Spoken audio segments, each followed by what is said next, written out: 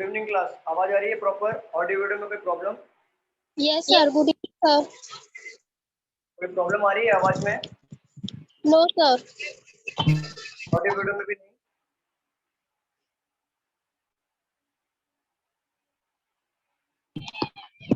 Good evening sir, हरे कृष्णा। हरे Krishna sir जी।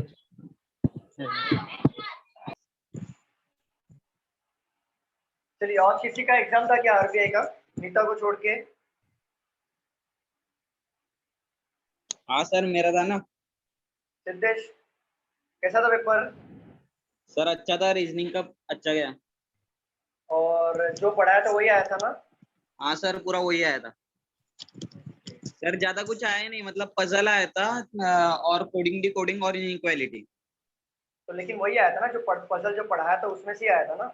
हाँ sir, वही आया था और इजी थे। तो सॉल्व किया पूरा सिद्धेश? और बाकी ठीक था। बाकी पूरा रीजनिंग पूरा सॉल्व किया ना आपने? हाँ सर। मैंने बोला था ना कि मतलब वो जो पढ़ा रहा हूँ उसमें से ही आएगा। हाँ सर।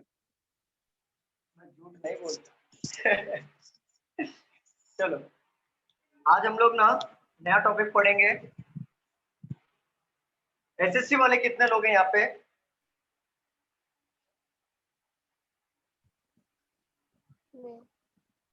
नेहा, आप एसएससी वाले हो? तो मैं भी सर। ओके, आपने फॉर्म भरा है क्या? एग्जाम है किसी का? No sir. सर भरा कभी है डेट आपका? 22। 22। ओके,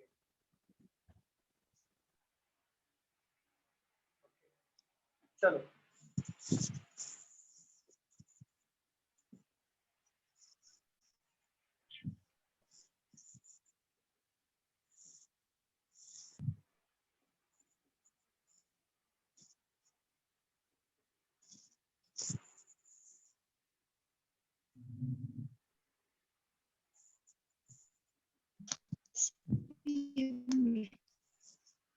हाँ, सर ये बैंकिंग है क्या, ये चैप्टर? नहीं नहीं, बता रहा हूँ। देखो, ये जो है embedded figure, formation of figure और मिसिंग फिगर, ये तीनों सेपरेट चैप्टर है, लेकिन बहुत इजी है। बहुत इजी मतलब बहुत ज्यादा इजी है। और ये ना एसएससी में ही आता है ओनली, एसएससी और रेलवे में आता है ओनली ये।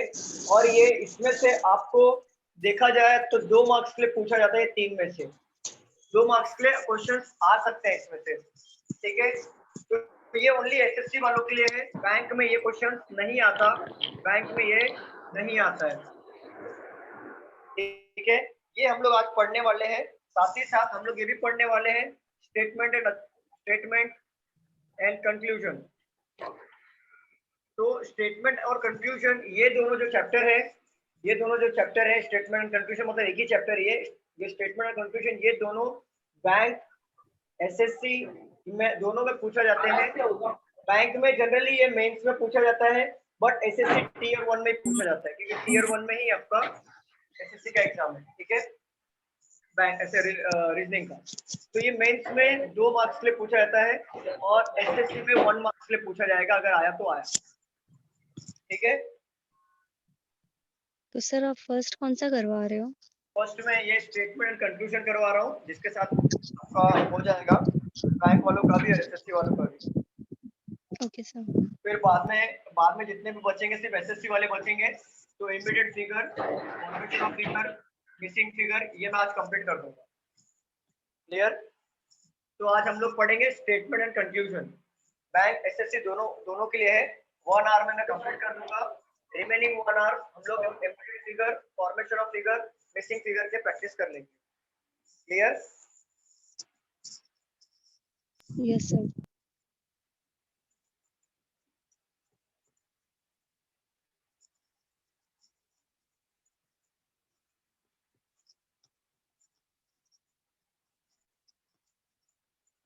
चलो टॉपिक डाल दो, स्टेटमेंट एंड कंक्लूजन।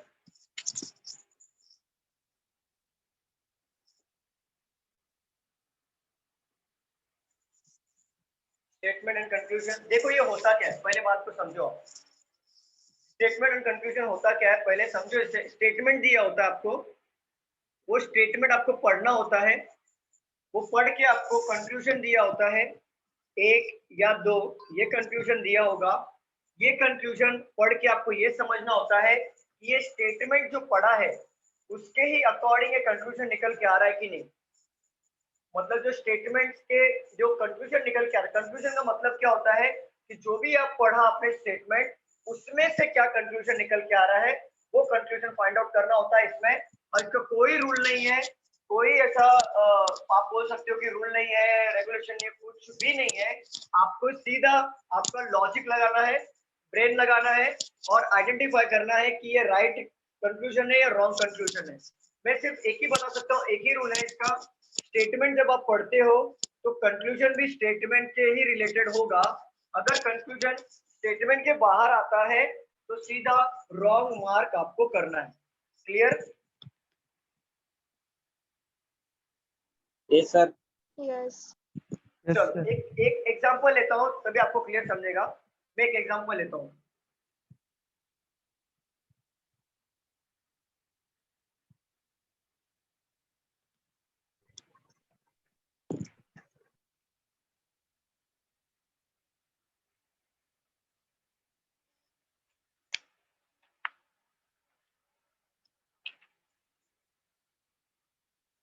चलो स्टेटमेंट कोई लिखेगा नहीं, समझो पहले क्या है, मैं लिखने का टाइम दूंगा।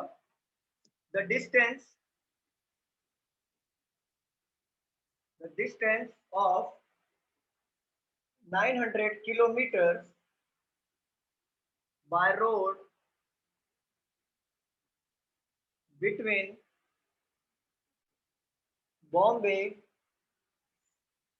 एंड जफरा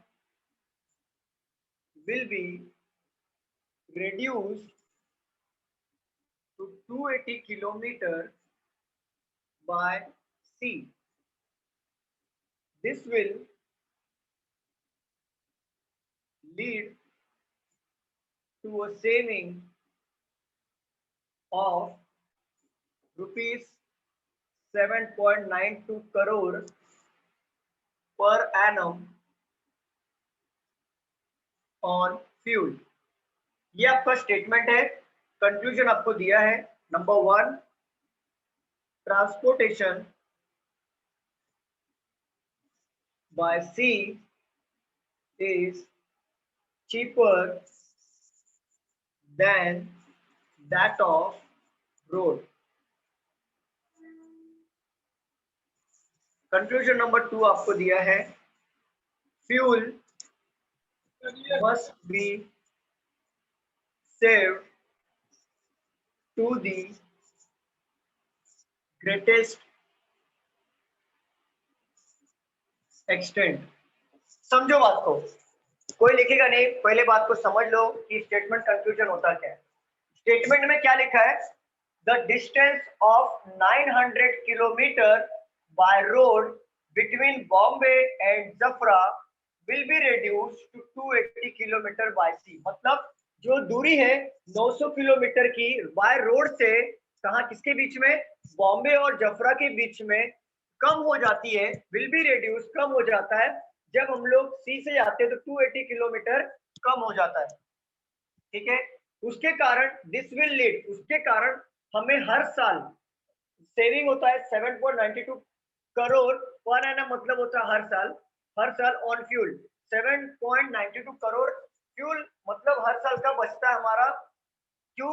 क्योंकि 280 किलोमीटर बाय सी से कम हो जाती है दूरी बाय रोड के कंपेयर में। समझ में आया सबको? Yes, sir. ठीक है, ये तो हमारा हो गया स्टेटमेंट। अब कंक्लूजन, ये पढ़ने के बाद मुझे ओवरऑल कंक्लूजन क्या निकल के आ रहा है, अगर पूरा पढ़ता ओवरऑल कंक्लूजन क्या निकल रहा है कि फ्यूल की बातें हो रही है, फ्यूल की सेविंग की बातें हो रही है, यही हो रहा है ना? The second sir. conclusion, right? बताइए मुझे, फ्यूल की बातें हो रही है यहाँ पे, फ्यूल सेविंग की बातें हो रही है। Yes sir. पहले वाला पढ़ो, transportation by sea is cheaper than that of road. ये बोल रहा है कि ट्रांसपोर्टेशन जो कॉस्ट होता है ट्रांसपोर्टेशन जो कॉस्ट होता है वो सी जो होता है वो चीपर होता है दैट ऑफ रोड का ज्यादा होता है, सी का कम होता है। क्या यहाँ पे कहीं पे भी ये पूरे के पूरे कंक्लूजन में ऐसा कंपेयर करके या फिर डायरेक्टली बताया है क्या रोड का ट्रांसपोर्ट कॉस्ट ज्यादा होता है और सी का ट्रांसपोर्ट कॉस्ट कम होता है? ऐसा कहीं पे मेंशन किया है क्या, मुझे बताओ। No.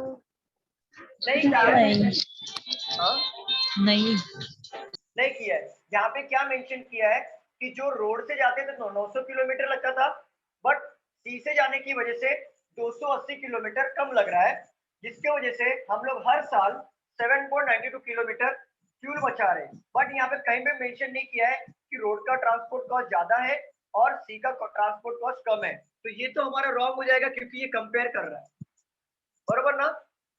तो ये हमारा Yes. कंक्लूजन रॉन्ग होगा। बट यहाँ पे सेकंड पढ़ो, fuel must be saved to the greatest extent. यहाँ पे भी सेविंग की बात चल रही है और यहाँ पे भी सेविंग की बात चल रही है। इट मींस ये हमारा राइट होगा क्योंकि स्टेटमेंट से ही रिलेटेड कंक्लूजन आता है। जैसे फ्यूल की बातें कर रहे हैं यहाँ पे, fuel must be saved to the greatest extent, मतलब फ्यूल बचाना ही चाहिए भविष्य के लिए, ठीक है। और यहाँ पे भी हर साल हम लोग इतना सेविंग कर सकते हैं फ्यूल को, यहाँ पे भी सेविंग की बात चल रही है, यहाँ पे भी सेविंग की बात चल रही है। इट मींस हमारा ये राइट होगा, ठीक है। क्लियर हो गया? इसमें Yes, sir. कोई भी लॉजिक नहीं है, आपको पढ़ना है।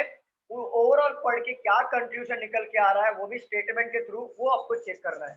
जैसे अगर बात चल रही है महाभारत की और कंक्लूजन में दे दिया रामायण, तो क्या करोगे? रॉन्ग टिक करोगे ना? दोनों तो अलग है ना। Yes.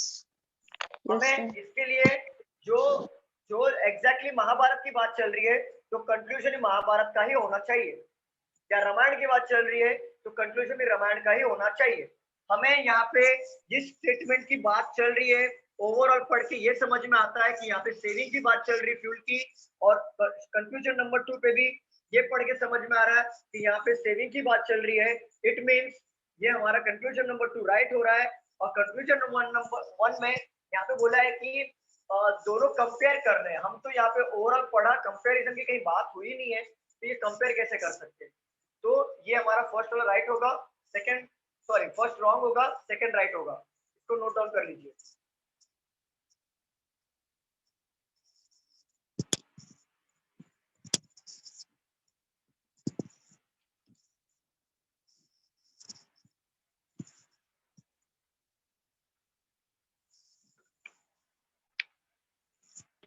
Hello sir.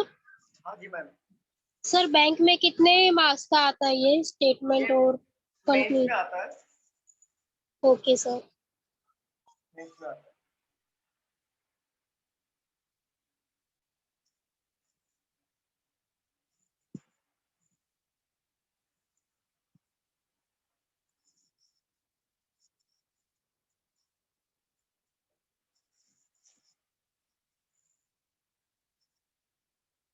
अगर आपका लिख के हो जाएगा तो मुझे बताइए।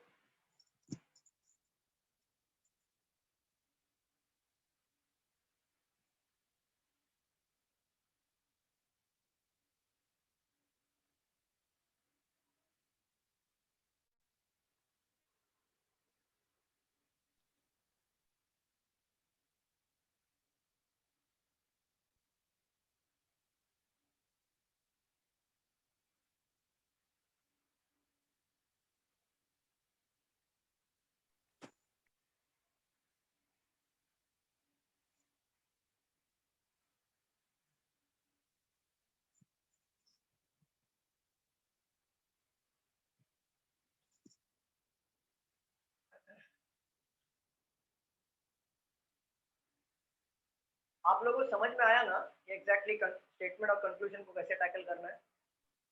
यस। Yes, sir. हो गया। Yes, sir. रफ कर दूं? Yes, sir. सर एक मिनट। हाँ हाँ हाँ लिखो। बाकी है।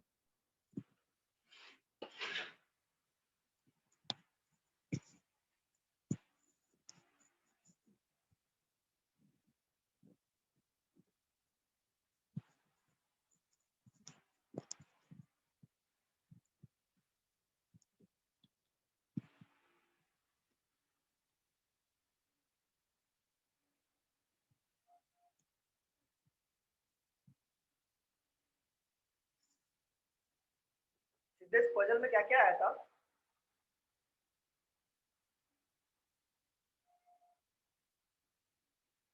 सीटिंग अरेंजमेंट आया था। हेलो, हाँ सिद्धेश क्या क्या आया था?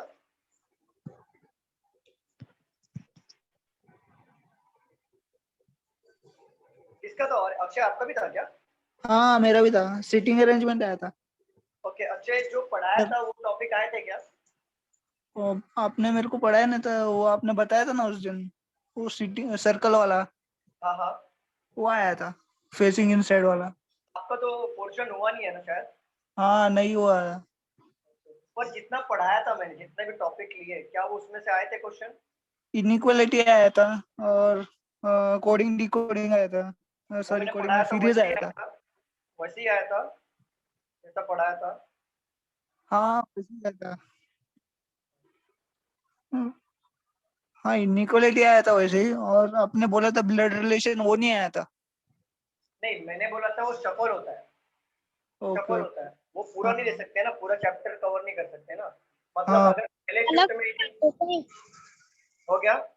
हाँ हो गया सर। ओके, पहले शिफ्ट में अगर आपका इनइक्वालिटी आया ना तो जरूरी नहीं कि सेकंड शिफ्ट में आएगा, वो टाइम पे सिलॉक्स डाल देंगे। वो लोग सेम नहीं रखते, वो सफल करते रहते, लेकिन आता है उसमें से ही। ओके, सिलॉक्स भी नहीं आया था। Hello sir. इनइक्वालिटी डाला था ना तो सिलॉक्स नहीं डाला जाएगा, ऐसा हुआ है। हेलो हाँ सर। हाँ मैम बोलिए ना। नंबर क्या होता है वो भी आया था। होल नंबर हाँ। क्वेश्चन रहेगा तो भेजो ना मुझे, ऐसे नहीं समझेगा। ओके सर, क्वेश्चन तो है नहीं मेरे पास। चलो एग्जाम में रोल नंबर करके मैं नहीं कर पाई हूँ। मैथ्स में था क्या? हाँ। मैथ्स में था? नहीं, मैथ्स मैथ्स तो मेरा पूरा छूट गया और रीजनिंग में था सर। वो क्वेश्चन समझ के आएगा, ऐसा कैसे समझेगा? ऐसा नहीं समझेगा। सर अगर मुझे मिलेगा ना तो मैं आपको भेजती हूँ। हाँ हाँ चलेगा। In urban area, the population of a people below poverty lines has been increased in previous year. ये हमारा स्टेटमेंट है, कंक्लूजन देख लो। People who are living in rural area are not below poverty line. Second, such survey was done in previous year.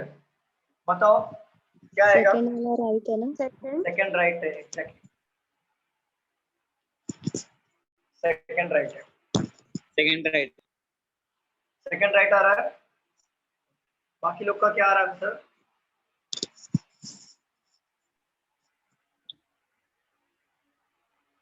Renu ma'am आप सुबह भी थे ना morning के बैच में? Yes sir.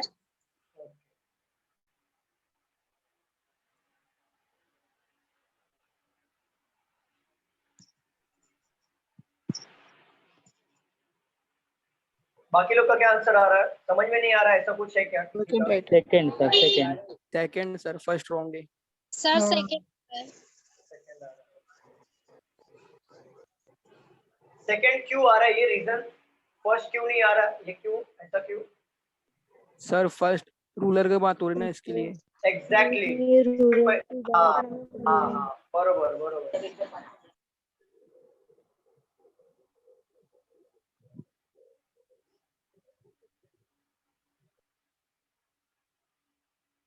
आप लोग लिख लो फिर मैं समझाता हूँ। Hello sir. हाँ मैम बोलिए।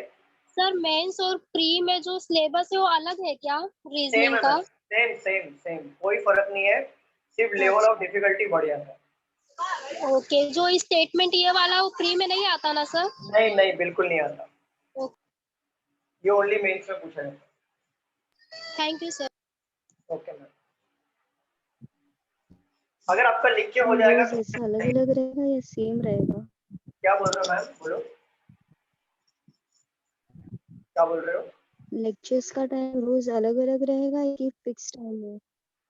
नहीं, आपको बताया जाएगा। फिलहाल कोविड की वजह से थोड़ा सा चेंजेस हो रहे हैं, नहीं तो लेक्चर फिक्स। हमें भी प्रॉब्लम होती है ऊपर नीचे जब भी टाइमिंग चेंज होता है तो, लेकिन कैसा है कि फिक्स हो जाएगा ना तो आपको भी प्रॉब्लम नहीं होगा, हमें भी नहीं होगा। बट थोड़ा सा कोविड की वजह से आपकी सुविधाओं के लिए आपके अकॉर्डिंग लेक्चर रखा जा रहा है।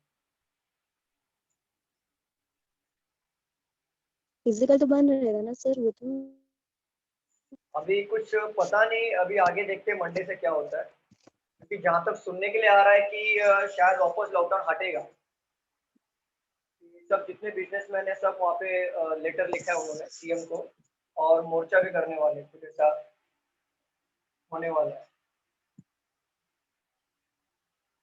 पर आगे पता नहीं, गवर्नमेंट के हाथ में है। ओके। थर्सडे तक का टाइम दिया हुआ है, उसके बाद ये लोग शायद मोर्चा करेंगे, ये हो सकता है।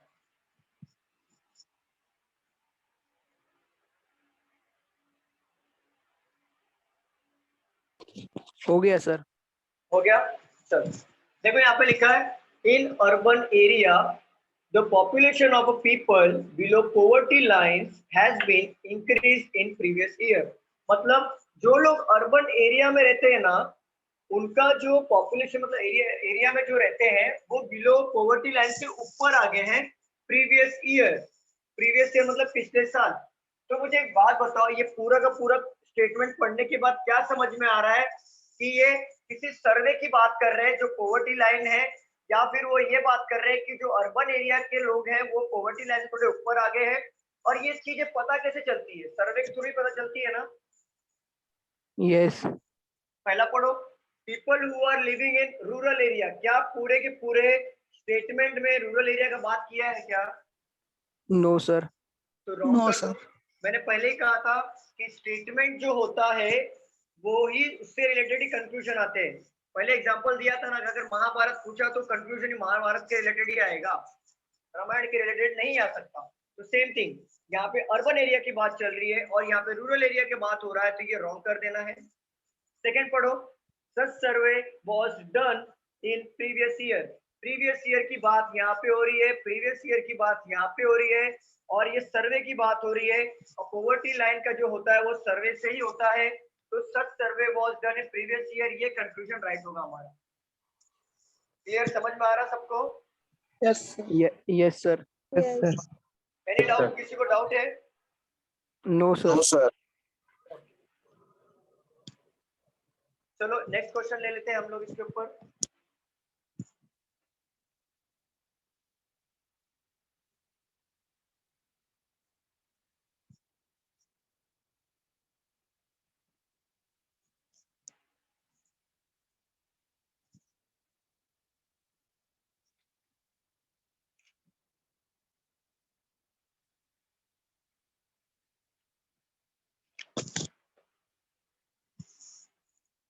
Morning walk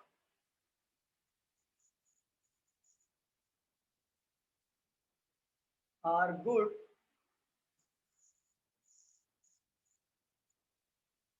for health. Conclusion है number one, all healthy people go for morning walk.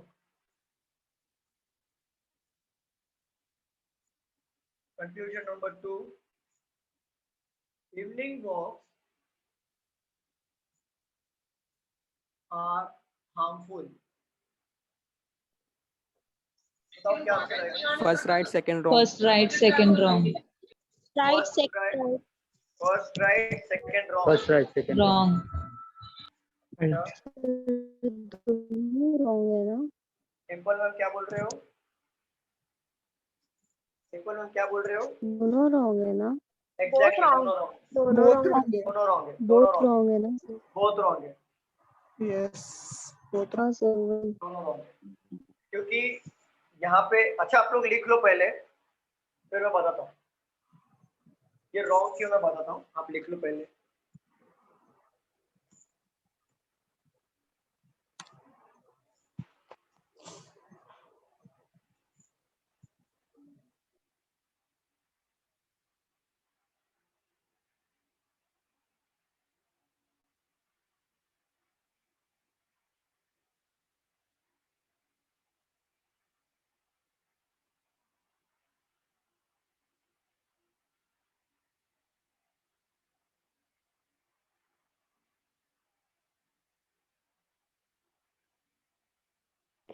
हो गया सर।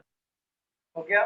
देखो यहाँ पे लिखा है morning walk are good for health. ये स्टेटमेंट दिया है कि सुबह सुबह चलना हेल्थ के लिए हमारे बहुत अच्छा होता है। कंक्लूजन नंबर 1 पढ़ो। यहाँ पे हेल्थ की बात चल रही है, ठीक है। यहाँ पे लिखा है all healthy people go for morning walk. ये कंपलसरी है क्या कि हेल्दी पीपल सुबह उठ के मॉर्निंग वॉक में जाते हैं?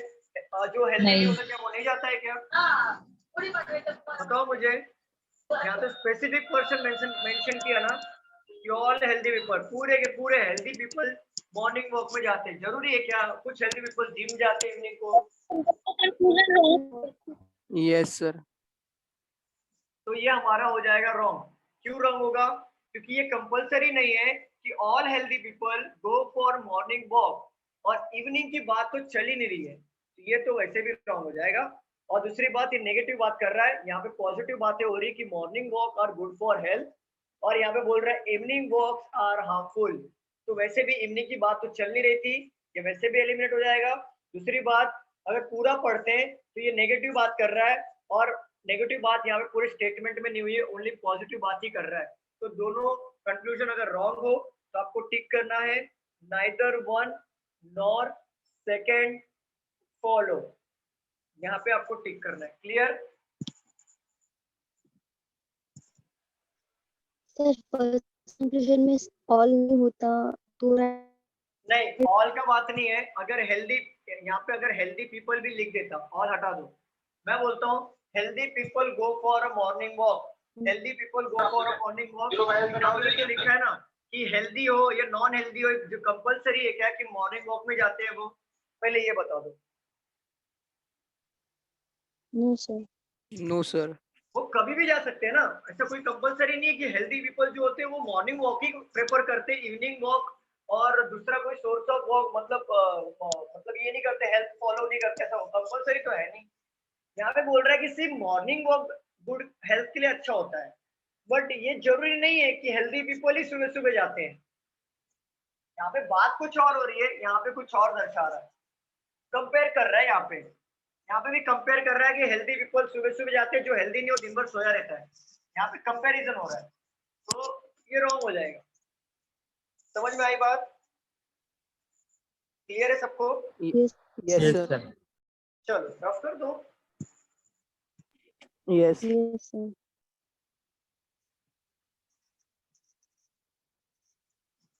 चलिए नेक्स्ट क्वेश्चन लेते हैं।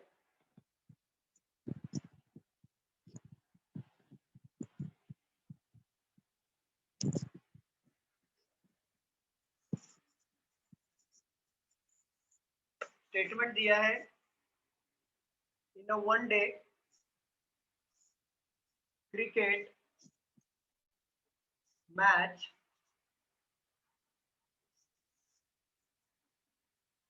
the total run made by a team were 200. Out of this, 160 runs were made by spinners. अब ये स्टेटमेंट है, अब कंक्लूजन देख लो। Number 1, 80% of the team consists of spinners. Conclusion number 2, the opening batsmen were spinner. बताओ क्या आएगा? तो पहला फर्स्ट बोथ रॉन्ग। बहुत रॉन्ग। फर्स्ट कैसे आएगा? आप कैसे बोल सकते हो कि 80% आपके टीम में स्पिनर ही है? वहां पे लिखा है पूरे स्टेटमेंट में। सर बहुत रॉन्ग है। बहुत रॉन्ग। बहुत रॉन्ग आएगा। देखो यहाँ पे बोला है in one day cricket match में the total run made by a team were 200। जब पूरे के पूरे टीम ने मिला के 200 रन बनाया, आउट ऑफ दिस ये 200 रन में से 160 रन कौन बनाया? स्पिनर ने बनाया। 160 रन स्पिनर ने बनाया। तो कंक्लूजन क्या निकल के आ रहा है, ओवरऑल क्या दिख रहा है पता है? ओवरऑल ये दिख रहा है कि टीम वर्क दिख रहा है कि रन ज्यादा स्पिनर लोग ने बनाए। ओवरऑल टीम वर्क है कि रन ज्यादा स्पिनर लोग ने बनाया है। तो कंक्लूजन नंबर देख लो पहला कि बोल रहा है 80% of the team consist off spinner. कहीं पे भी स्टेटमेंट में मेंशन किया है क्या कि ये जो स्पिनर है वहां पे 80% है, या फिर ऐसा कुछ मेंशन किया है क्या? मुझे बताओ। No sir, no sir. Conclusion wrong हो। नहीं wrong होगा। और यहाँ पे ऐसा मेंशन भी नहीं किया है कि स्पिनर ज्यादा है और फास्ट बॉलर कम है या बैट्समैन कम है, तो ये तो रॉन्ग हो जाएगा। सेकंड देखते हैं, the opening batsman were spinner. Opening batsman spinner है, कैसे पता चलेगा? स्टेटमेंट तो बोला ही नहीं है। तो ओपनिंग बैट्समैन को स्पिनर बना देंगे तो ये सोच के कि 160 रन हो जाएगा 200 में से, तो ये रॉन्ग है। समझ गए आप कि आपको स्टेटमेंट में से ही कंक्लूजन फाइंड आउट करना होता है। क्लियर है? Yes sir. किसी को डाउट है क्या? मुझे बताओ। No sir. No sir.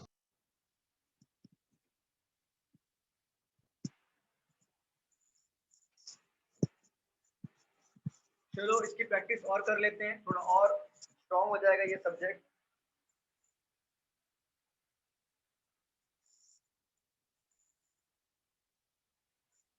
देखो, the TV program telecast specially for women are packed with a variety of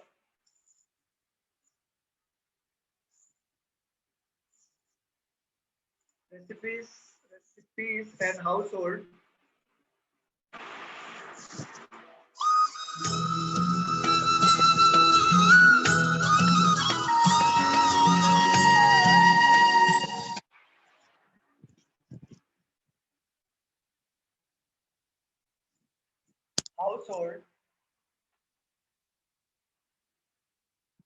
things with और क्या लिखा है sir? with a variety with एक मिनट, TV program telecast specially for women are packed with a variety of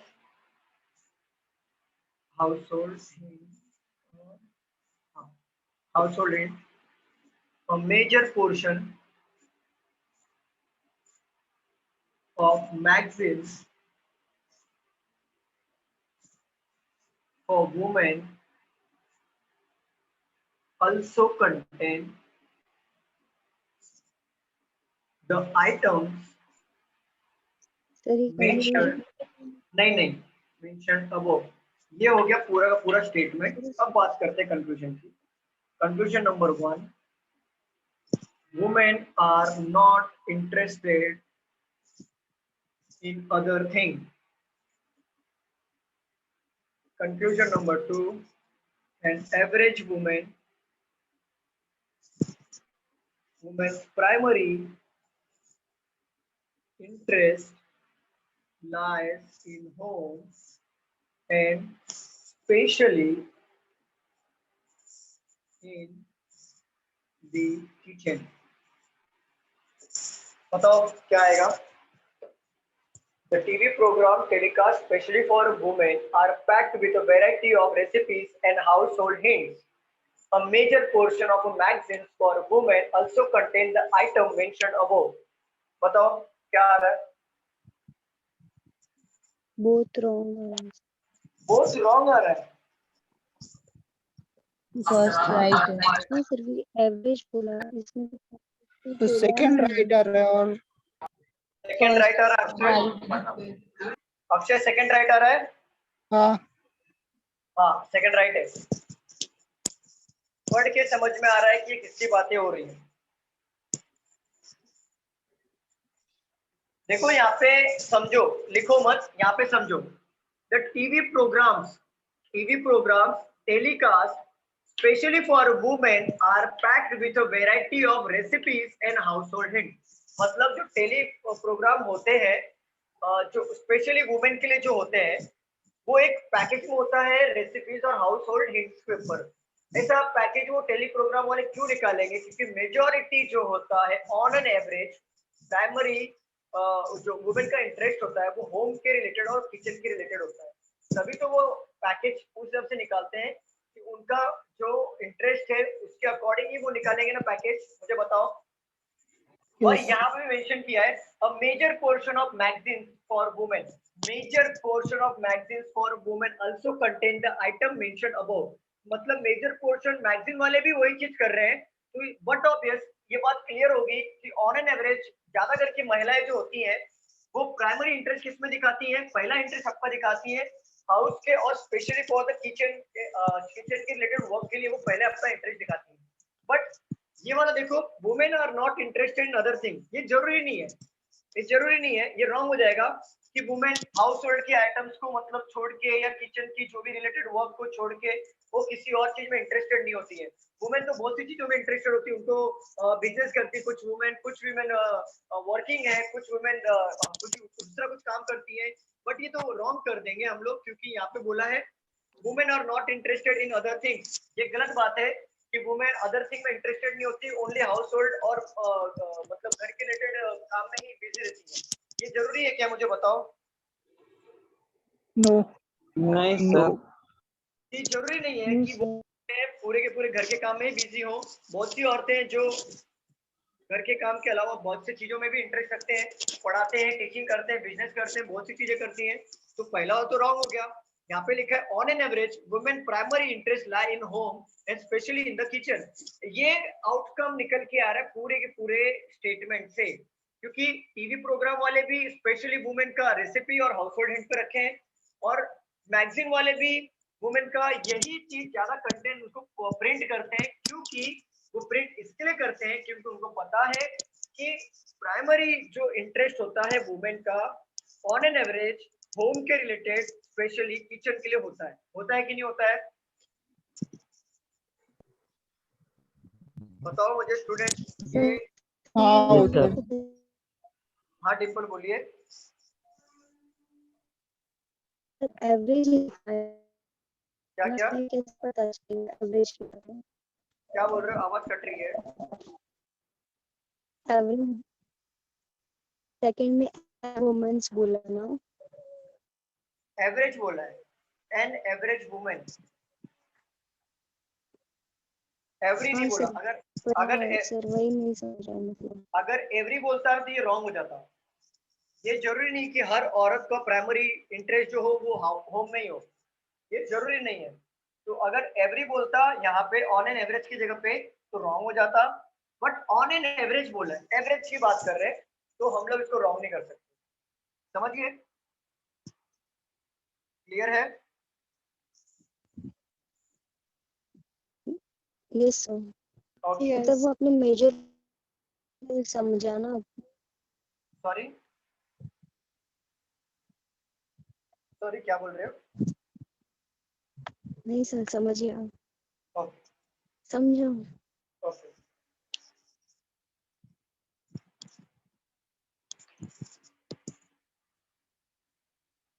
चलो दूसरा conclusion लेते हैं हम लोग। दूसरा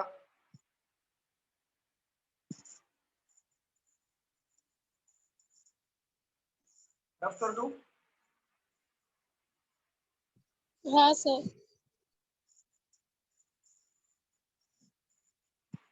अभी सभी लोग ध्यान से पढ़ो और आंसर करना। कंक्लूजन स्टेटमेंट से रिलेटेड ही होना चाहिए। चलो लिखता हूं मैं यहाँ पे। The government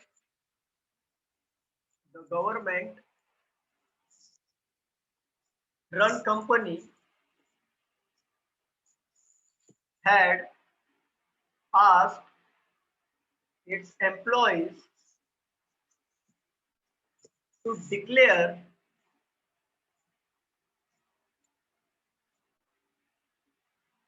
their income and assets, but it has been strongly resisted by employees union and no employee is going to declare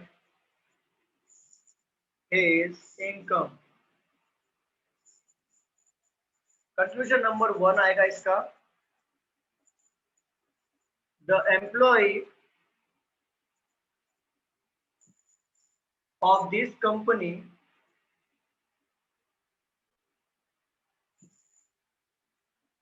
do not seem to have any additional undisclosed income besides their salary. Conclusion number 2, the employee union wants all senior officers to declare their income first. बताओ क्या answer आना चाहिए?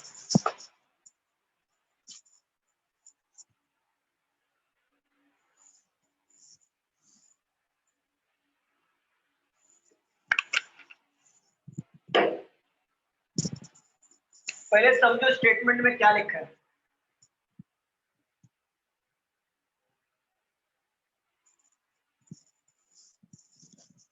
Board दिख रहा है ना properly? Yes sir. देखो यहाँ पे लिखा है द गवर्नमेंट रन कंपनी, जो गवर्नमेंट कंपनी जो चलाती है, तो हैड आस्क्ड इट्स एम्प्लॉय को पूछा जाता है एम्प्लॉय को कि to declare their income and assets, कि आपका इनकम और आपकी जितने प्रॉपर्टीज है, एसेट्स है, वो डिक्लेयर करे।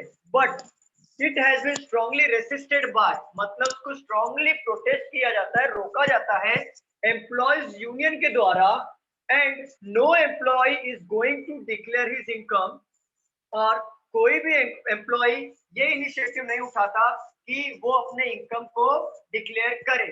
तो क्या कंक्लूजन निकल के आ रहा है मुझे बताओ?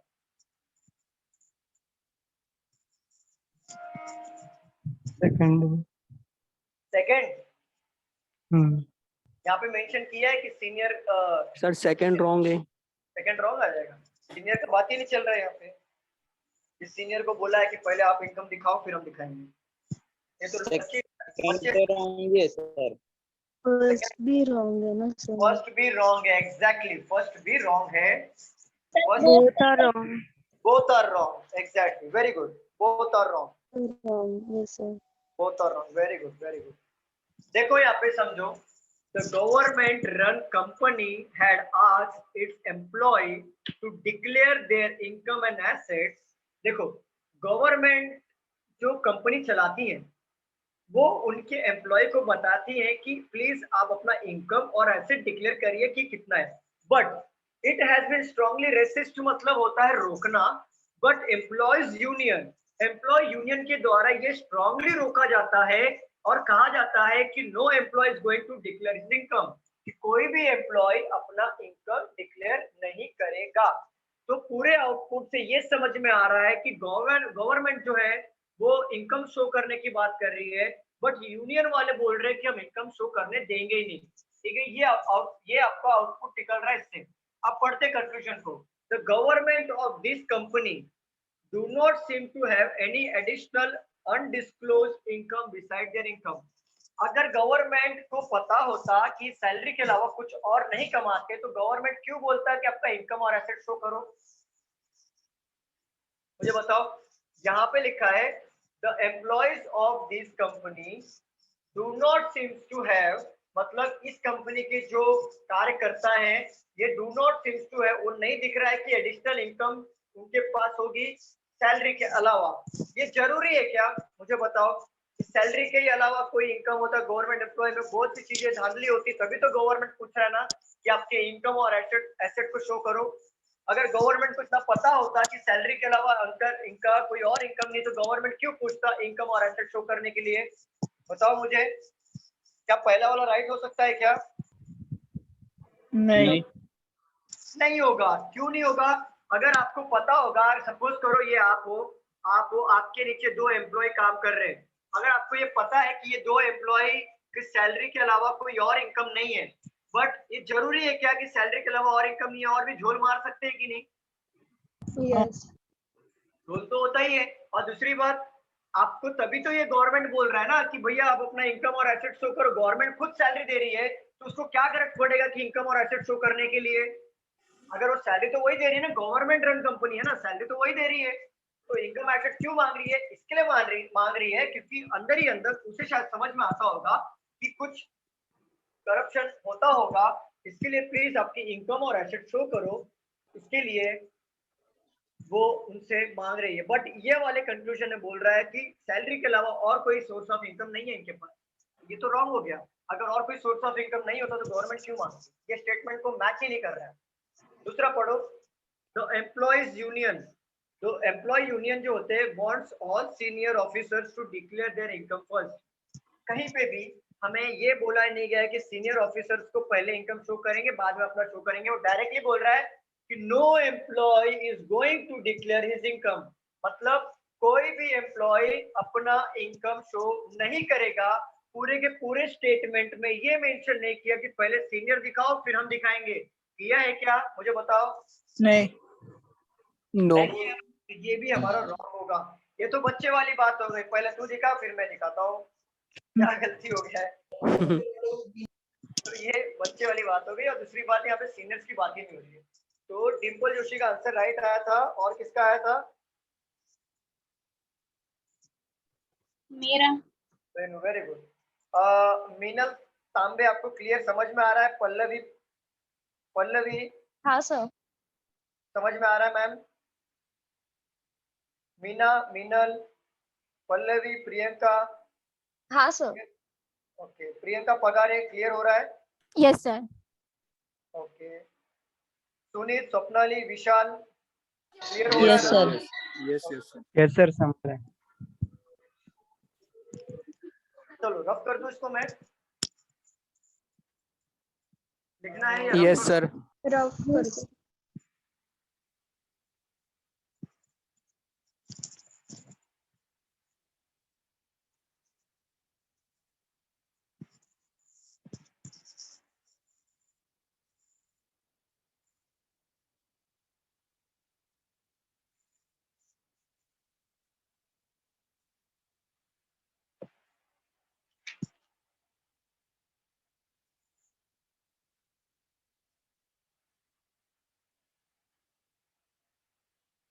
चलो ये ले लो, women's organisation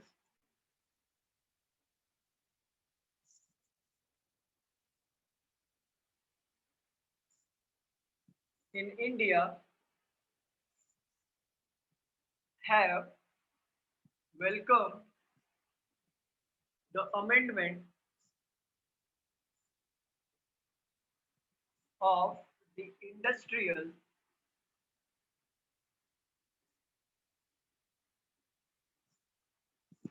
Employment Rule 1946 to curb sexual harassment at the workplace. Conclusion number 1. 1946 to के बाद क्या लिखा है सर? 1946 टू कर्ब मतलब होता है रोकना। Sexual harassment of women at work place is more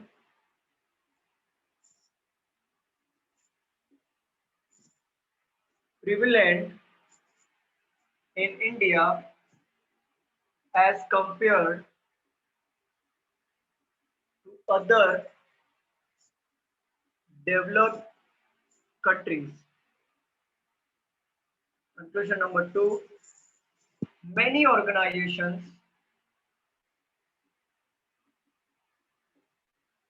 in India will stop recruiting women to avoid such problems. Second one wrong है sir. Second to Sir. 100% wrong. Sir, both wrong. Both wrong. Both wrong. Exactly both wrong. Both wrong है sir. Both wrong. Exactly. Very good. Very good. Both wrong. Very good. देखो statement से समझ में आ रहा है ना कि कंक्लूजन कैसा होना चाहिए. Yes. मिनल का आंसर आया. ओके. देखो यहाँ पे बोला है वुमेन्स ऑर्गेनाइजेशन इन इंडिया, जो वुमेन के द्वारा जो ऑर्गेनाइजेशन चलाई जाती है इन इंडिया में, have welcome the amendment of the industrial employment. Amendment का मतलब होता है नया कानून जो होता है इंडस्ट्रियल एम्प्लॉयमेंट रूल 1946 टू कर सेक्सुअल हरासमेंट. कर मतलब होता है रोकना. Sexual harassment at the work place मतलब जो वुमेन ऑर्गेनाइजेशन इंडिया है वो नए अमेंडमेंट नए रूल को अडॉप्ट कर रही है. इंडस्ट्रियल एम्प्लॉयमेंट 1946 क्यों अडॉप्ट कर रही है? टू कर sexual harassment at the work place.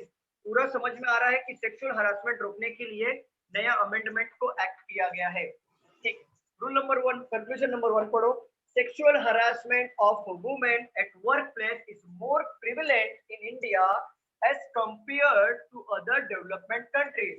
कहाँ पे लिखा है भाई कि इंडिया में ज्यादा होता है कि अदर कंट्री में कम होता है? कंपेयर कर दिया भाई साहब ने, तो रॉन्ग कर दो. ठीक है.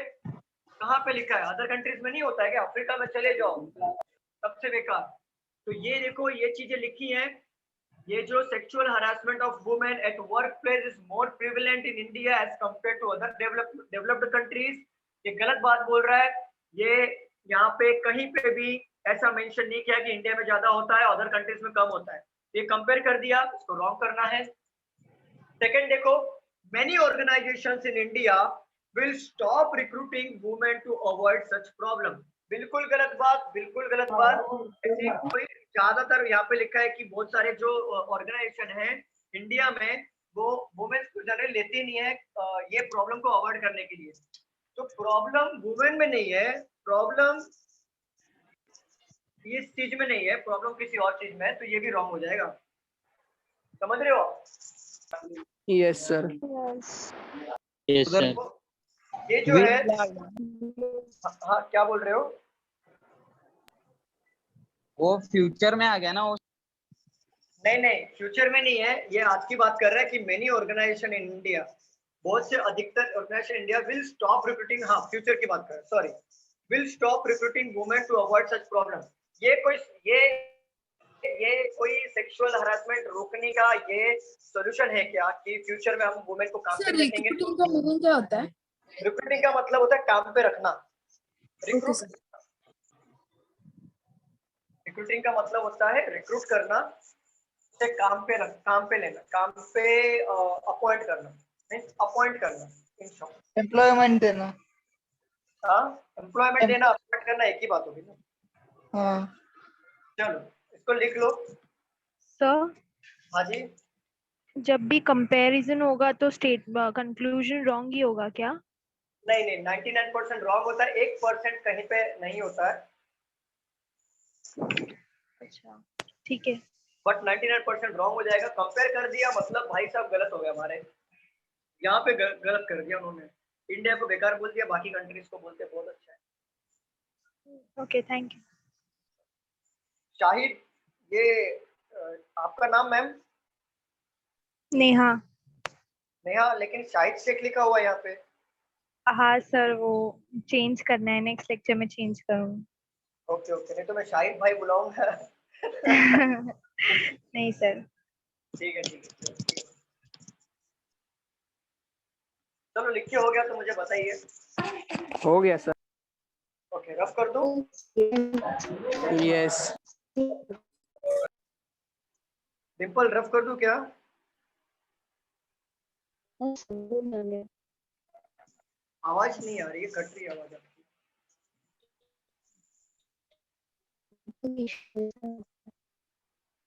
लिख के भेजो ना, अब तो रफ ही कर दिया, चलो जाने दो।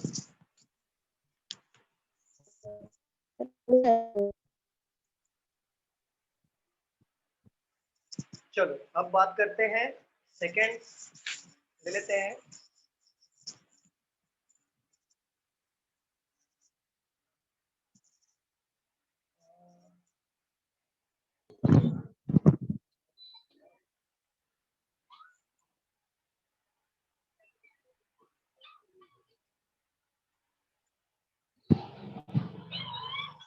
चलो यहाँ पे लिखो ऑल दी, म्यूट कर दो mute,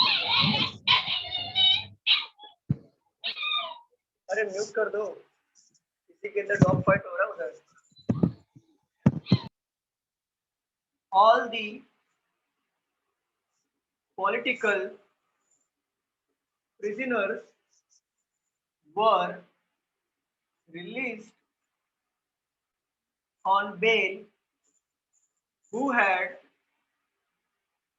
gone to jail for reasons other than political dharnas. Bail was not granted to persons involved in murder. Conclusion number 1. No political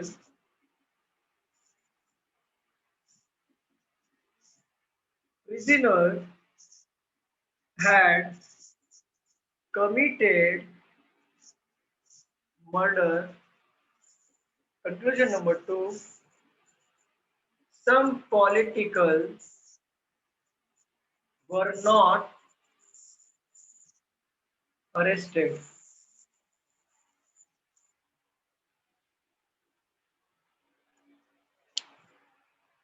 बताओ क्या आएगा?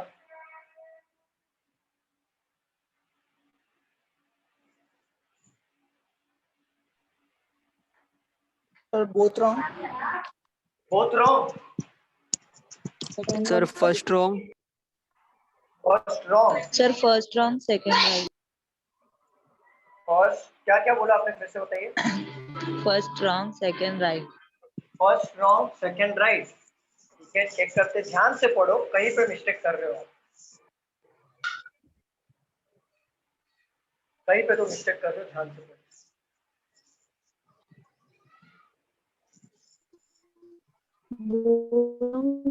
सर दोनों रॉन्ग है। दोनों रॉन्ग है। चलो मैं पढ़ता हूँ, यहाँ पे देखो, यहाँ पे सभी लोग ध्यान दे दो। All the political prisoners, prisoners means वो लोग जो कैदी होते हैं, वो रिलीज, उनको छोड़ दिया गया, ऑन बेल, बेल पे छोड़ा गया है।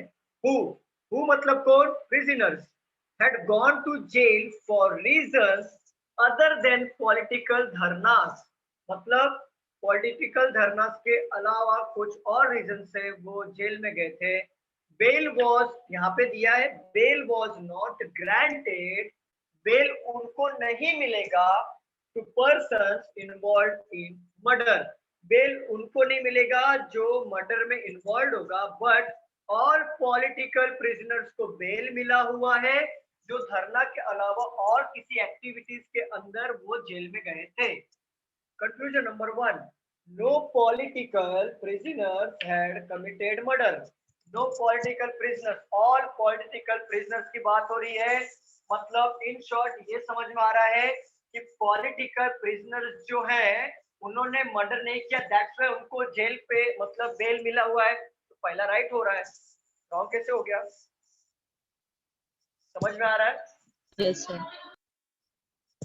यहाँ पे ऑल पॉलिटिकल प्रिजनर्स को बेल मिला हुआ है, ऑल, इसका मतलब यही होगा ना कि उन्होंने मर्डर नहीं किया है। बेल किसको नहीं मिल रहा है? जो मर्डर में इन्वॉल्व है, बट यहाँ पे तो ऑल पॉलिटिकल प्रिजनर्स मर्डर नहीं किया है, इनको बेल मिला हुआ है, तो no political prisoners had committed murder. Simple. Clear हो रहा है कि किसी को डाउट है? किसी को डाउट है क्या, मुझे बताओ। सर वो सेकंड लास्ट लाइन में है ना कि बिग वाज नॉट। देखो ना, यहाँ पे लिखा है पूरे के पूरे पॉलिटिकल जो कैदी है उनको बेल मिल गया, उनको बेल मिल गया। पूरे के पूरे की बात कर रहे हैं यहाँ पे, पूरे के पूरे पॉलिटिकल कैदी को बेल मिला है।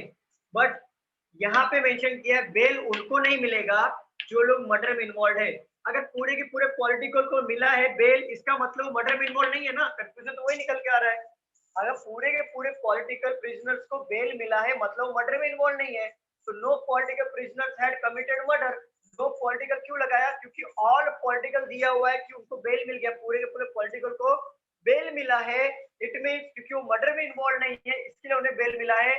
क्योंकि यहाँ पे क्लियर मेंशन किया bail was not granted to persons involve in murder. अगर वो इन्वॉल्व होते मर्डर में तो क्या उनको बेल मिलता? मुझे बताओ। नहीं सर। नहीं मिलता। तो बेल उनको इसलिए मिला क्योंकि वो मर्डर में इन्वॉल्व नहीं थे। तो कंक्लूजन नंबर 1 पढ़ो, no political prisoners had committed murder. Simple, वो मर्डर नहीं किया थे इसलिए उनको बेल मिल गया। अगर मर्डर करते तो बेल मिलता क्या? नहीं मिलता। फर्स्ट वन राइट हो रहा है। और सेकंड पढ़ो, some political were not arrested. Some की तो बात ही नहीं चल रही है कि कुछ पॉलिटिकल पकड़े नहीं गए। यहाँ पे तो बात चल रही है कि जितने पूरे के पूरे पॉलिटिकल को बेल पे छोड़ दिया गया है क्योंकि वो धरना के अलावा कुछ और एक्टिविटी से पकड़े गए थे। और यहाँ पे ये भी नोट मेंशन किया है कि जो बेल उनको नहीं मिलेगा जो लोग मर्डर किए रहेंगे। तो यहाँ पे पूरे के पूरे पॉलिटिकल को छोड़ा है, इसका मतलब है कि वो मर्डर तो नहीं किए ना, ये तो पता चल रहा है ना।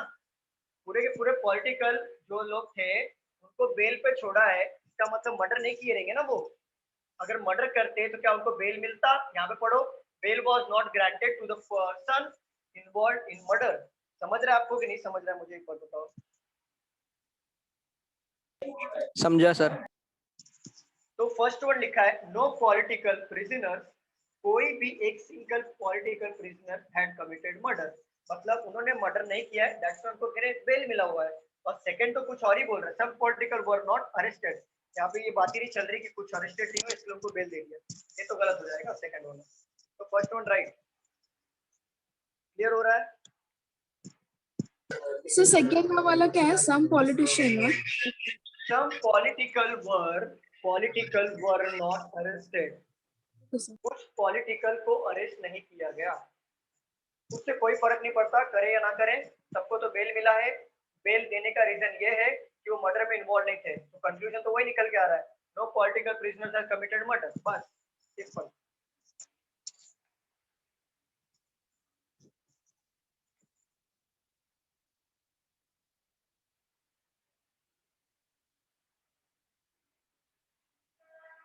और क्वेश्चन ले ले हम लोग।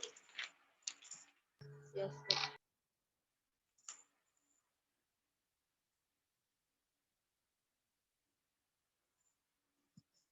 चलो लास्ट क्वेश्चन लेते हैं, उसके बाद हम लोग एसएससी के टॉपिक पे आएंगे।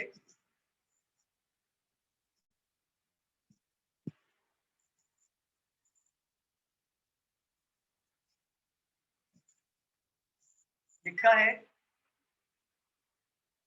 National norm in 100 beds per 1000 populations, but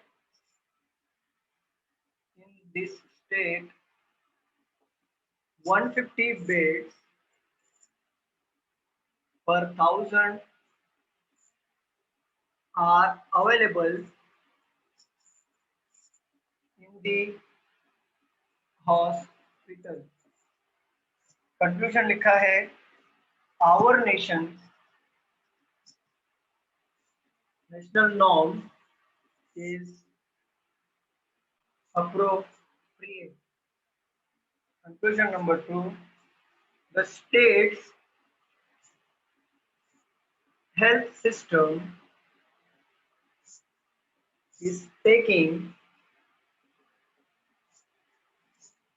adequate care in this regard.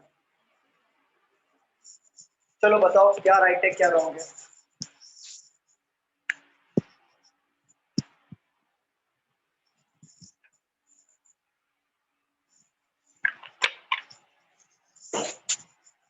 बताओ।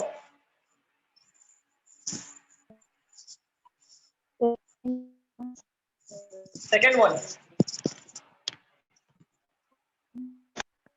मैम आवाज बताइए, फिर से बताइए क्या बोल रहे हो। सेकंड स्टेटमेंट करेक्ट है सर। एग्जैक्टली, सेकंड करेक्ट है। और किसका सेकंड आया था? सेकंड करेक्ट है, फर्स्ट यस, रॉन्ग है। Second correct. हाँ हाँ, सेकंड करेक्ट है। और किसका आया था सेकंड? रेनू का सेकंड आया था। अनस का आया था क्या? Sir second correct, first wrong. Renu ma'am का दोनों रॉन्ग आ रहा है?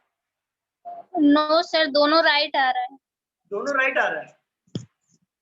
ओके, बाकी किसी का? पहला वाला गलत है। पहला वाला गलत है। चलो और बताओ।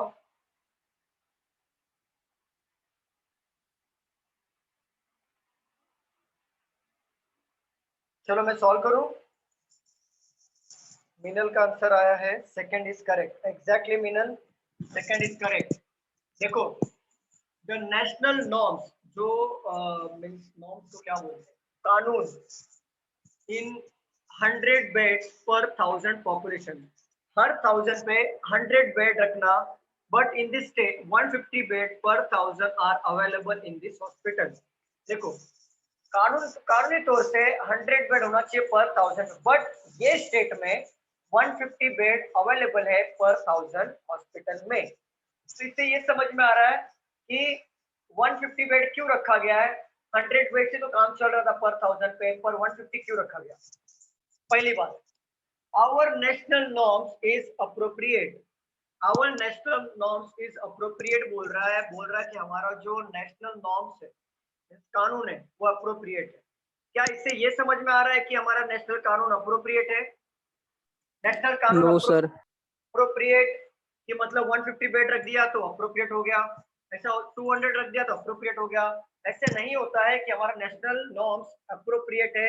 इससे ये पढ़ने समझ में आ रहा है। ये उन्होंने 100 का 150 बेड इसके लिए किया, इमरजेंसी में काम आने के लिए। ऑलरेडी तो नेशनल नॉर्म्स के हिसाब से सब चलते ही है, वो तो ऑलरेडी अप्रोप्रिएट होता ही है। तो अप्रोप्रिएट, ये तो हमारा कंक्लूजन नहीं है, ये हमारा स्टेटमेंट बन जाएगा। ये हमारा कंक्लूजन नहीं है। आपको पता है हमारा नेशनल नॉर्म्स अप्रोप्रिएट, तभी तो फॉलो करते हैं ना। बट यहाँ पे 100 बेड की जगह पे 150 बेड कर दिया है, क्यों किया वो कंक्लूजन ढूंढो। The state's health system is taking adequate care in this regard. मतलब स्टेट हेल्थ सिस्टम जो है, स्टेट की स्वास्थ्य विभाग जो है, स्वास्थ्य सिस्टम मीन्स जो तरीका है, health system is taking adequate मतलब उचित, वो उचित केयर ले रही है। मतलब केयर मतलब एडिक्वेट केयर मतलब होता है ना किसी का केयर करना। केयर इन दिस रिगार्ड मतलब, इन दिस रिगार्ड मतलब इसके अनुसार से 100 बेड का 150 बेड किया, तो state health system is taking adequate मतलब उचित केयर लेता है, मतलब ज्यादा केयर दिखा रहे हैं, तो ये अप्रोप्रिएटली बैठा है। Our national norms is appropriate, वो तो हमको पता है बाबा, वो बताने की गरज नहीं। बट यहाँ पे स्टेटमेंट में लिखा है कि national norms is 100 bed per 1000 population, but ये स्टेट ने 150 बेड पे किया है, वो पर 1000 पे क्यों किया? क्योंकि उनको एडिक्वेट केयर बढ़ाना था, और अप्रोप्रिएटली इसके लिए उन्होंने 150 का 100 का 150 बेड पे किया। पहला वाला रॉन्ग हो जाएगा और सेकंड राइट हो जाएगा। यहाँ तक क्लियर है सबको? Yes sir. किसी को डाउट है मुझे बताओ। No sir. नो। ये समझा ना क्यों नेशनल नॉर्म्स इज अप्रोप्रिएट।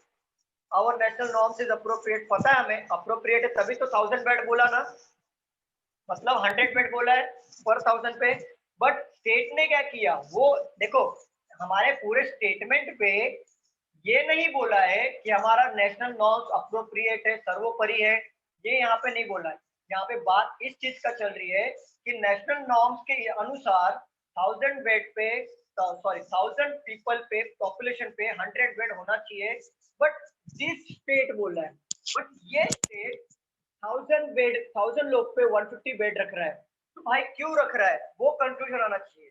ये कंक्लूजन नहीं आना चाहिए कि हमारा नॉर्म्स बहुत अच्छा है इसलिए 150 रख रहा है, नहीं। 150 बेड इसके रख रहा है, the state health system is taking adequate care, मतलब वो एक्स्ट्रा केयर कर रही है वो state health system regarding this मतलब 100 का 150, क्लियर? Yes. यस ओके, चलो और एक लेते हैं, फिर हम लोग एसएससी का टॉपिक स्टार्ट करते हैं। लास्ट ले लेते हैं हम लोग एसएससी का टॉपिक स्टार्ट। कब कर दूं? Yes sir. सबको समझ में आ रहा है ना? ऐसा कोई है क्या जिसे नहीं समझ में आ रहा, बाउंस हो रहा है? No.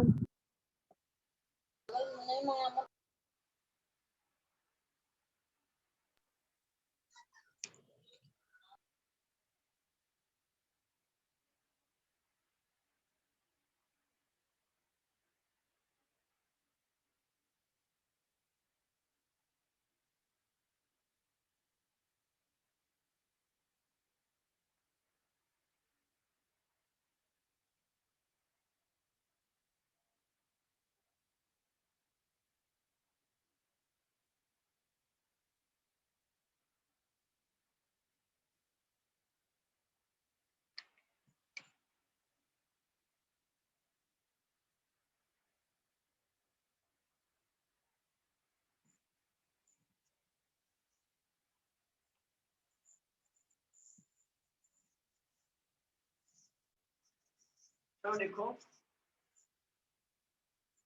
Reading makes a full main conference a ready man and writing an exact man। Conclusion ले लो। Number 1,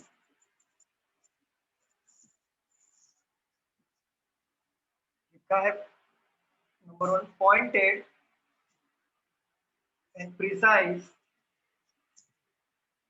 expression comes only through extensive writing। Second, extensive reading makes a complete man। Reading makes a full man। Sir both wrong. Second. एक minute पढ़ने दो। Reading makes a full man, पढ़ने से इंसान complete man बनता है। Conference ready man, conference में जो बोलता है कॉन्फ्रेंस में रेडी मैन होता है। राइटिंग इज एग्जैक्ट मैन, मतलब जो लिखता है वो एग्जैक्ट होता है मैन। तो ठीक है, पहला पढ़ो। Pointed and precise expression okay comes only through extensive writing. ठीक है, राइटिंग जो होता है एग्जैक्ट मैन होता है। Pointed and precise expression comes only through extensive writing। सही बात है। both wrong है। Both wrong कैसे हो गया? पहला पढ़ो। Extensive reading makes a complete man। ज्यादा जो रीड करता है वो कंप्लीट मैन थोड़ी ना होता है। एक्सटेंसिव रीडिंग जो ज्यादा पढ़ते रहता है वो कंप्लीट मैन हो जाता है। No sir. ये तो रॉन्ग हो जाएगा, बट ये हो सकता है।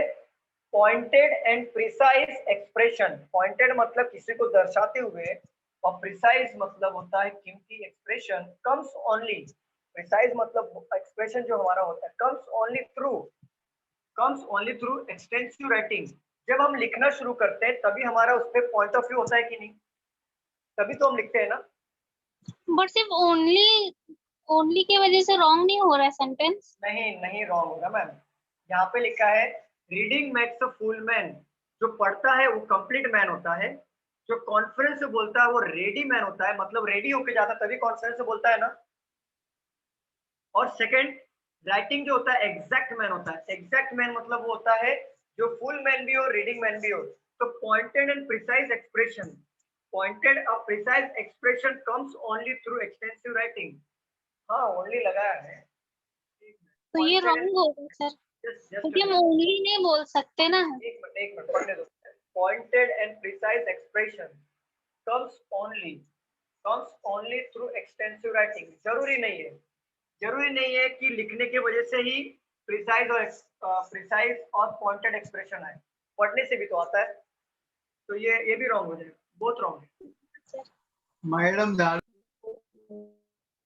Reading makes a full man, जो पढ़ते हैं वो कंप्लीट मैन होते हैं, कॉन्फ्रेंस में रेडी मैन होते हैं, राइटिंग में एग्जैक्ट मैन होते हैं। Pointed and precise expression comes only through extensive writing. जो ज्यादा लिखता है वो अपना पॉइंट ऑफ व्यू रख सकता है, प्रिसाइज एक्सप्रेशन दे सकता है, उससे आता है सिर्फ लिखने से, पढ़ने से भी तो आता है। रॉन्ग है मैम, दोनों रॉन्ग है। हाँ सर, दोनों रॉन्ग है, क्योंकि ये जरूरी नहीं है कि पॉइंटेड और प्रिसाइज एक्सप्रेशन सिर्फ लिखने से ही आता है। आप पढ़ोगे तो क्या पढ़ने से आपका एक्सप्रेशन और प्रिसाइज एक्सप्रेशन पॉइंट व्यू नहीं बनता है क्या? पढ़ने से पॉइंट ऑफ व्यू नहीं बनता है, मुझे बताओ। बढ़ता है। कॉन्फ्रेंस में बात करने से नहीं बनता। आप दोस्त लोग से बात करते हो, आपका पॉइंट ऑफ व्यू रखते हो क्या? पॉइंट ऑफ व्यू आपका नॉलेज नहीं बढ़ता है क्या? कॉन्फ्रेंस मतलब होता है हम मीटिंग जो करते हैं, फ्रेंड सर्कल हो या कोई भी हो। कौन मतलब होता है टुगेदर। याद रखना बात को, कभी भी कौन आया, ये रूट वर्ड है इंग्लिश का। कौन मतलब होता है टुगेदर, याद रखना। तो जो साथ में बैठ के जो बात करता है वो रेडी मैन, और जो राइटिंग करता है वो एग्जैक्ट मैन होता है, क्योंकि राइटिंग वो परफेक्टली लिखता है, वो कभी रॉन्ग नहीं होता। But pointed and precise expression comes only through extensive writing, which is wrong. Reading से भी आ सकता है और कॉन्फ्रेंस से भी आ सकता है, तो ये रॉन्ग हो जाएगा। और यहाँ पे लिखा है extensive reading makes a complete man. ये किसने बोल दिया कि ज्यादा ज्यादा जो पढ़ता है वो कंप्लीट मैन होता है? किसने बोल दिया? ये भी रॉन्ग हो जाएगा, दोनों रॉन्ग है। क्लियर हो रहा है सबको? Yes sir. हेलो सर, हाँ जी, बोलो मैम। सर ये मेंस में कितने मार्क्स का आता है? Hello. 2 marks, 2 marks ma'am, 2 marks. Okay sir, sir compulsory है क्या ये आएगा स्टेटमेंट? नहीं, लास्ट ईयर जब मैं दिया था ना तो उसमें ये नहीं आया था। ये कंपलसरी नहीं होता। Okay sir. हाँ नहीं होता, लेकिन आ सकता है। मैं प्रिपरेशन सारी करवाता हूँ, आ गया तो क्या करोगे? ओके सर, सर थोड़ा इंग्लिश में प्रॉब्लम हो रहा है बस, और कुछ नहीं अरे है। कोई बात नहीं, कोई बात नहीं, नहीं आता इसको छोड़ दो, बाकी चीजें स्ट्रॉन्ग कर लो। Okay sir, thank you sir. चलो सर बैंकिंग का हो गया। बैंकिंग का हो गया ये। अभी एसएससी वालों का टॉपिक ले रहा हूँ मैं, ओनली एसएससी वाले का टॉपिक हो रहा है यहाँ पे। अभी बैंकिंग वालों का नहीं होगा, ठीक है? तो बैंकिंग वाले अगर चाहे तो बैठ सकते हैं ये क्लास, अगर ना चाहे मतलब डिपेंड करता है उनके ऊपर कि बैठे या ना बैठे। बट मैं आपको मेरा सजेशन दूंगा, बैठो और पढ़ो। बाकी दोपहर में जो करवाया था वही करवाएंगे ना? हाँ जी, हाँ जी, वो जो दोपहर में हुआ तो वही होगा। Okay sir.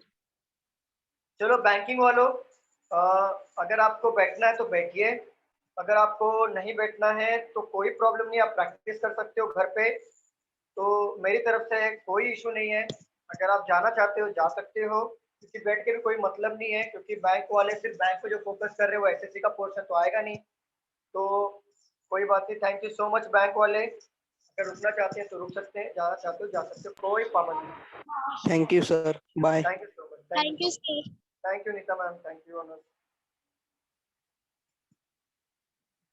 चलो अब बात करते हैं हम एसएससी वालों की। हम लोग पढ़ रहे थे इमीडिएट फिगर का।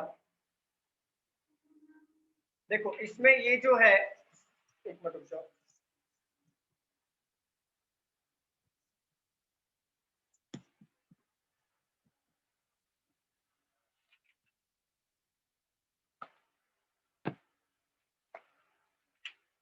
देखो इमीडिएट फिगर का मतलब ये होता है कि आपको ना एग्जाम में एक फिगर दिया होगा। For example question number 1 x ये दे दिया, x दे दिया, और आपके ऑप्शंस आएंगे 4 a b c और d। उसमें भी फिगर दिया होगा ऐसा करके 4। तो आपको फाइंड आउट करना है कि इसमें जो फिगर दिया है वो कहीं पे यहाँ पे छुपा हुआ है क्या। फॉर एग्जाम्पल मैं आपको फिगर लेता हूँ, यहाँ पे आप समझने की कोशिश करिए। यहाँ पे फिगर लेता हूँ मैं, ये बहुत, इसमें कोई लॉजिक नहीं है, सिर्फ आपका क्लोज ऑब्जर्वेशन ही मैटर करेगा, ना कोई कॉन्सेप्ट है ना कुछ भी है, सिर्फ 1 मार्क के लिए क्वेश्चन आते हैं। तो ध्यान देना, सॉल्व करना जरा। एक बहुत ही सिंपल क्वेश्चन ले रहा हूँ, एग्जाम ओरिएंटेड क्वेश्चन नहीं ले रहा हूँ, बहुत सिंपल ले रहा हूँ। मिनल जस्ट अभी स्टार्ट किया मैंने, अभी नया टॉपिक। देखो यहाँ पे एग्जाम ओरिएंटेड क्वेश्चन नहीं ले रहा हूँ, सिंपल क्वेश्चन ले रहा हूँ। देख लो यहाँ पे आपको एग्जाम में कैसा आएगा, बस वो बता रहा हूँ सिर्फ।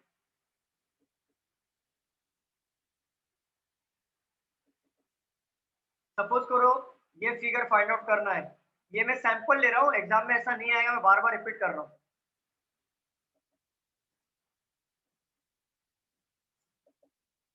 Option number A,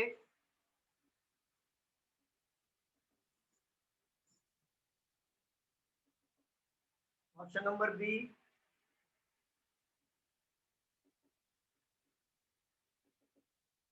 option number सी,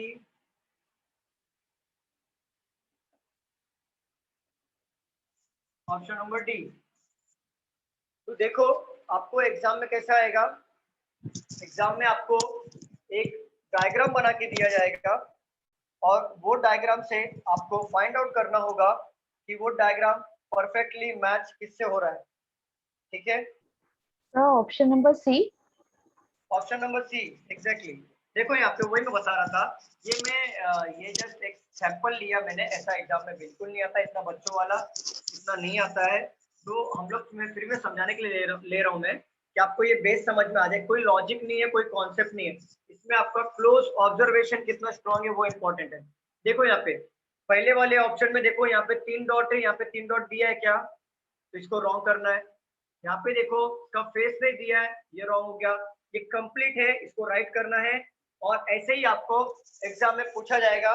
तो ये आपका बेस बता रहा हूँ कि इमीडिएट फिगर मतलब क्या होता है। एक फिगर दिया होगा, 4 ऑप्शंस दिए होंगे, उसमें से आपको फाइंड आउट करना है कि ये कंप्लीट फिगर कहाँ पे डाला हुआ है, छुपा हुआ है, तो आपको फाइंड आउट करना है। क्लियर हो गया सबको? क्लियर है? ठीक है, अब लेते हैं एग्जाम ओरिएंटेड क्वेश्चन। आप लोग मुझे बताओ कि क्या किधर कौन सा फिगर छुपा हुआ है। ठीक है,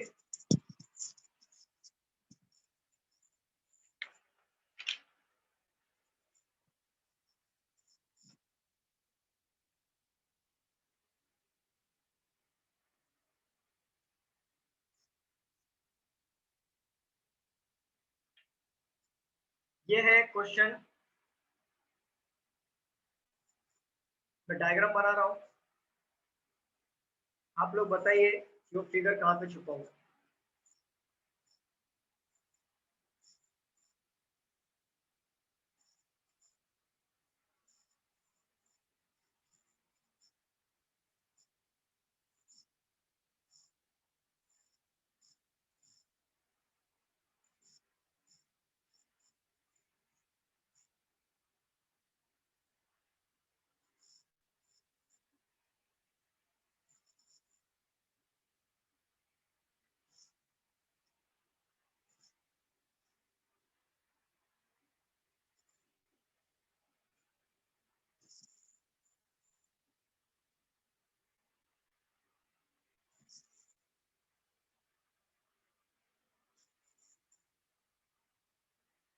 sir fourth one, fourth D.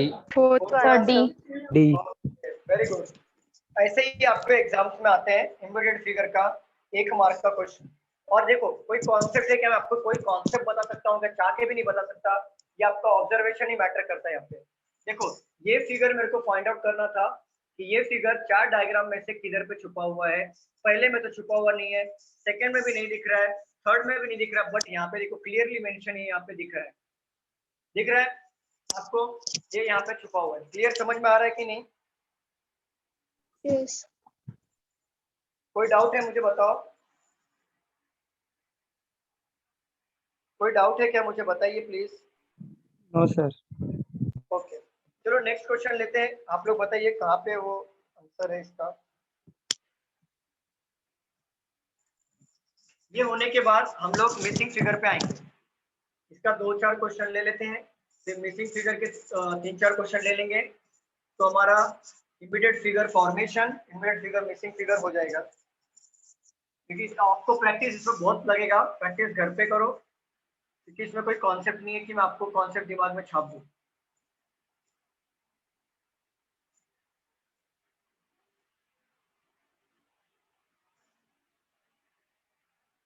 ये है question.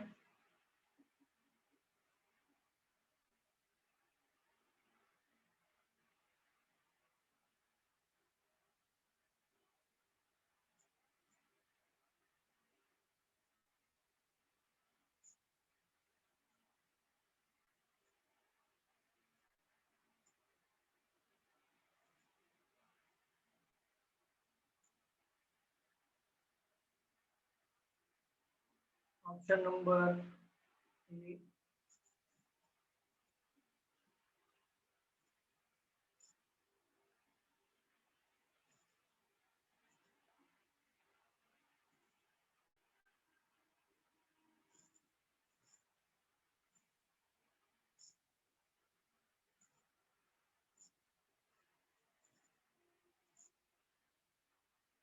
Option number B.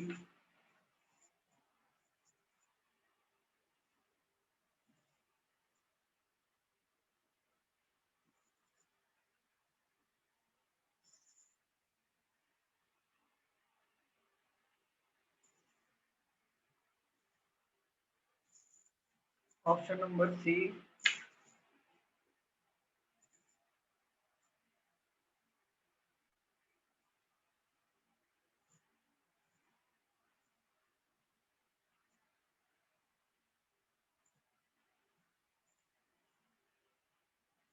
Option number D. बताओ कहाँ पे छुपा है वो डायग्राम? ऑप्शन नंबर सभी ऑप्शन नंबर बी पे छुपा है। एग्जैक्टली, ये देखो यहाँ पे छुपा हुआ है। क्लोज ऑब्जर्वेशन की यहाँ पे जरूरत है, तो ऑप्शन नंबर बी यहाँ पे छुपा हुआ है, तो हमारा ये राइट होगा। इसमें कोई कॉन्सेप्ट नहीं है, मेरे समझाने का मतलब यही था।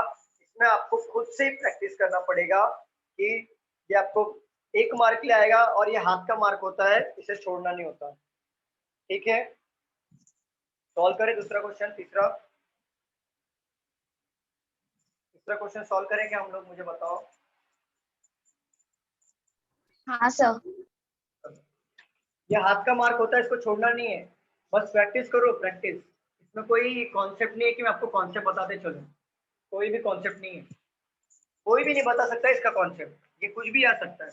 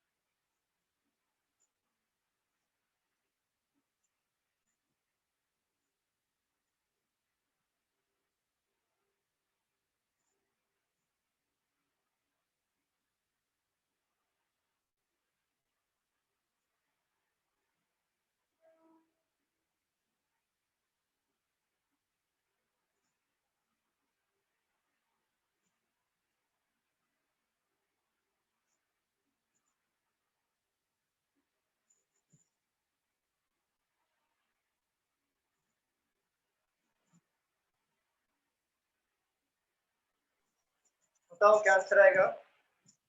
बी। क्या, कौन सा? B sir, B. बी वाला आ रहा है? Yes sir. ओके, ये आ रहा है। ठीक है, ये क्यों नहीं आ रहा है सी वाला? हाँ मीनल आया, यस। मीनल तांबे का आंसर आया सी, बट वाई सी, क्यों? मैं वही समझना चाहता हूँ, जानबूझ के मैंने क्वेश्चन लिया कि देखो ये जो है स्ट्रेट है, और ये जो है ऐसा क्रॉस दिया हुआ, तो क्रॉस फिगर तो है नहीं, ये रॉन्ग हो जाएगा, सी आपका रॉन्ग होगा। बट ये भी देखो स्ट्रेट फॉर्म में ही है, बट इसका डायरेक्शन चेंज किया हुआ है, तो हमारा ऑप्शन आएगा बी। और यहाँ पे देखो, यहाँ पे कहीं पे भी ये फॉर्मेट नहीं बन रहा है, या तो बन ही नहीं रहा है, ये तो वैसे भी रॉन्ग है। समझ में आ रहा है आपको? सर पर बी Yes. में वो सर्कल इससे मतलब ज्वाइन नहीं हुआ है, तो बी कैसे करे?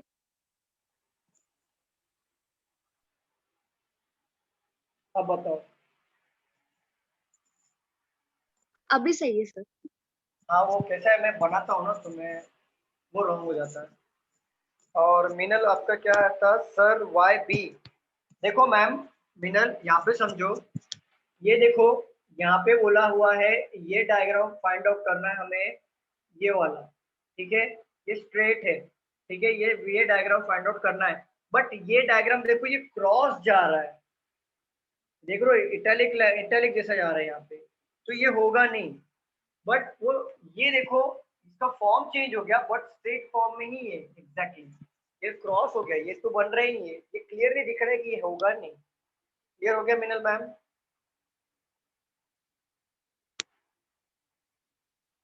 कंफर्म करिए कि क्लियर हुआ कि नहीं। हाँ sir. Do we have to see exactly? We have to see exact figure. Clear, Minal ma'am?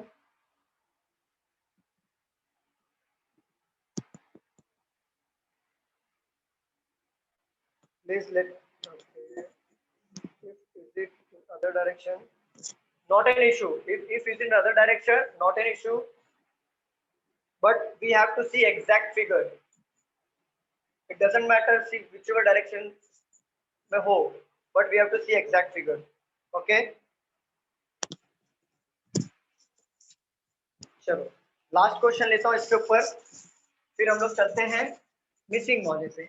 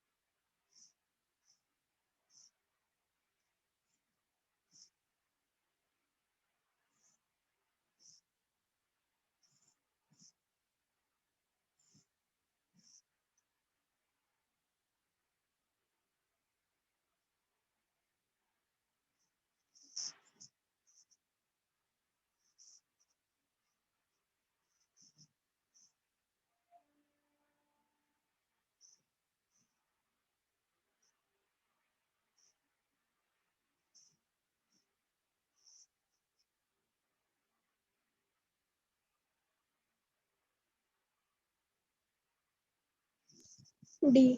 D B आ रहा है? डी। तो बी क्यों नहीं आ रहा है बताओ, बी क्यों नहीं है? मिनल थोड़ा गैप है इसमें।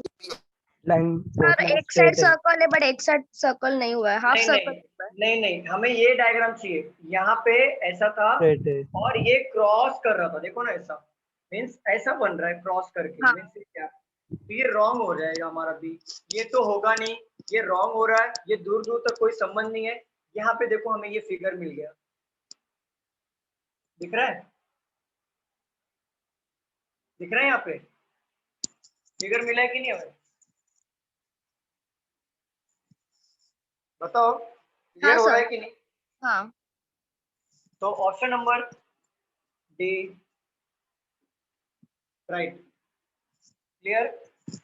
कोई डाउट है इसमें? देखो प्रैक्टिस करना है, बाकी कुछ नहीं, इसमें कोई भी लॉजिक या कोई भी रूल नहीं है, ये क्लोज ऑब्जर्वेशन मैटर करता है आपका, क्या कितना स्ट्रॉन्ग ऑब्जर्वेशन है, और क्लोज ऑब्जर्वेशन से ही कर सकते हो। चलो अभी हम लोग लेते हैं मिसिंग फिगर, इमीडिएट में मिसिंग फिगर लेते हैं, वो क्वेश्चंस कैसे आता है हम लोग यहाँ पे इसको खत्म करते हैं, आप प्रैक्टिस करो इसकी घर पे। इसका कोई कॉन्सेप्ट नहीं है। 1 मार्क आपका होता है और मिसिंग फिगर में भी 1 मार्क आपका ही होता है। मैं बता देता हूँ।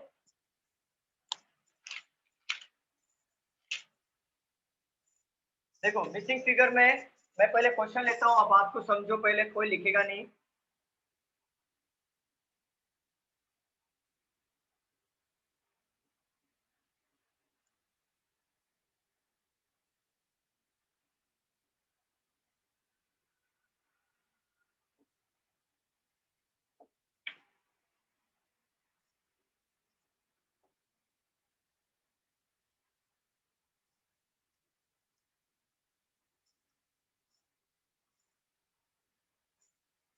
Option number A,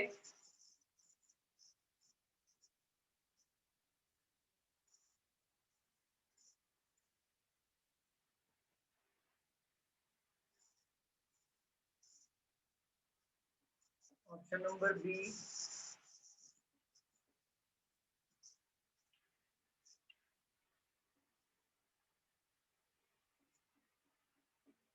option number C, option number D. बताओ क्या है? बी। बी या ए? बी। बी आएगा। बी। एग्जैक्टली ये बी आएगा। क्यों बी आएगा समझो। ये इसका अपोजिट हो गया तो ये इसका अपोजिट ही होगा, ठीक है। और पहले वाले डायग्राम में देखो ये कंप्लीट लीफ नहीं बन रहा है और यहाँ पे कंप्लीट लीफ दिया है ना। देखो यहाँ पे ये बन रहा है क्या? यहाँ पे क्रॉस हो जा रहा है। ये देखो कंप्लीट लीफ है, बन रहा है ना? बताओ बताओ स्टूडेंट। यस। ये हमारा राइट हो जाएगा। ये तो होगा ही नहीं, इसको कट कर दो। ये तो बनाया हुआ है बट इसके अंदर वो क्या बोलते हैं, ये लाइन नहीं दी है तो ये भी रॉन्ग हो जाएगा। लाइन दिया नहीं था, ये हमारा होगा रॉन्ग, ठीक है। बट ये देखो ये कंप्लीट ना होने की वजह से इसको हमने रॉन्ग किया। ये हमारा राइट आंसर। क्लियर हो गया कि फिगर मिसिंग में कैसा आता है?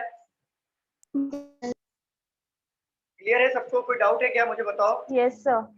नहीं सर। ओके चलो रब कर दूं। यस।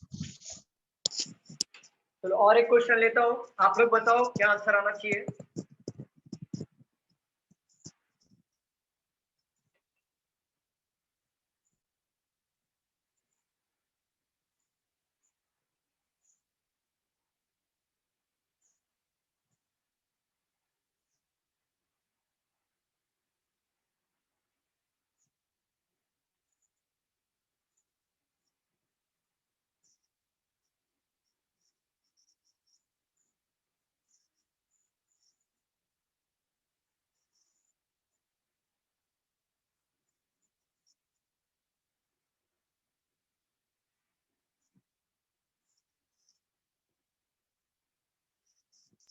B sir. बी आ रहा है? बी। मिनल का आंसर है नो डाउट। अच्छा नो डाउट बी। बी।